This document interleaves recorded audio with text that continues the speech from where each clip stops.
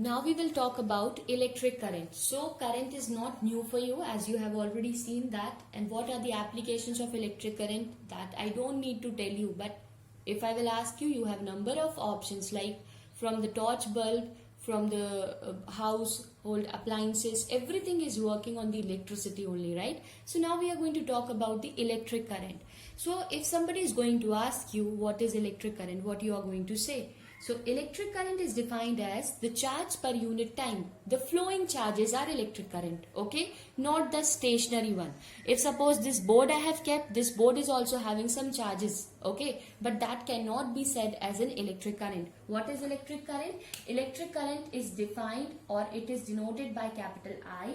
The charge per unit time is called the electric current, okay? And what is charge?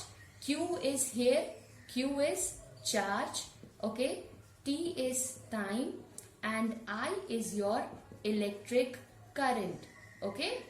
Charge, this is your electric current.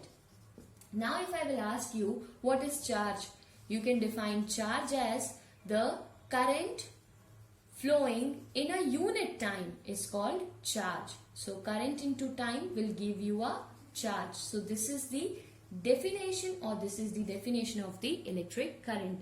The unit of electric current is ampere. What is the SI unit of electric current is ampere. If somebody is going to ask you define 1 ampere, how you are going to define this 1 ampere? So if you will see here, what it is, the unit of charge is coulomb. 1 coulomb, okay, 1 coulomb upon 1 second will gives us 1 ampere of current. So this is all about what we have discussed and we have seen about current, okay? So now here if you will see, that is the units. If milliampere, what milli means 10 to the power minus 3 ampere, okay? And what is microampere? Micro means 10 to the power minus 6, okay? 10 to the power minus 6. So the definition of 1 ampere is clear to you. If somebody is going to ask you what is 1 coulomb, how you will define the coulomb? You can define the coulomb is equals to what? 1 ampere into 1 second. That will gives you a 1 coulomb of charge. Okay. So this is all about the formulas and the things. Thank you. Now we will talk about the direction of current, okay? As you already seen that how the electron take part into flow, we already seen that in the nucleus we have the neutron and the proton, and the electrons are revolving around it. So when we will give a we can say energy or force, right? When we are going to give some energy or force to it, we will find that the free or the loosely bound electron to the nucleus comes out, right? And this coming out electron will take part into flow, or we can say they take part into a flow of an electric current.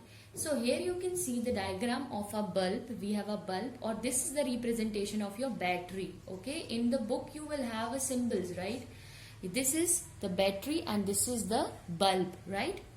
Now understand that for flow the electric current, the one minimum, or the what I can say the minimum required to flow a current in this circuit is what? The circuit need to be closed. The circuit need to be closed. The current will never be flow through the circuit if the circuit is not closed. So the circuit is need to be closed. When the current is flows through a circuit, it has to be closed, right? Here you can see a positive terminal and a negative terminal of the battery, okay? There are basically two directions we are considering. This is called the conventional direction, okay? This is the conventional direction of current, and this is your electronic current. We called it electronic current. See, what is normally happening? Practically, the current flows from negative terminal to the positive terminal of the battery. But for our convenience, we have considered, and we are considering this always, that current always flow from the positive terminal to the negative terminal of the battery, right?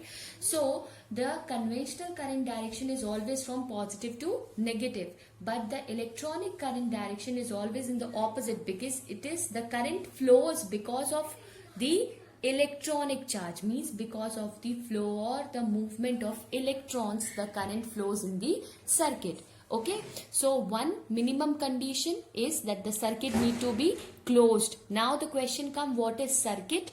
So you have seen circuit, you can understand it's just like a map, right? Map.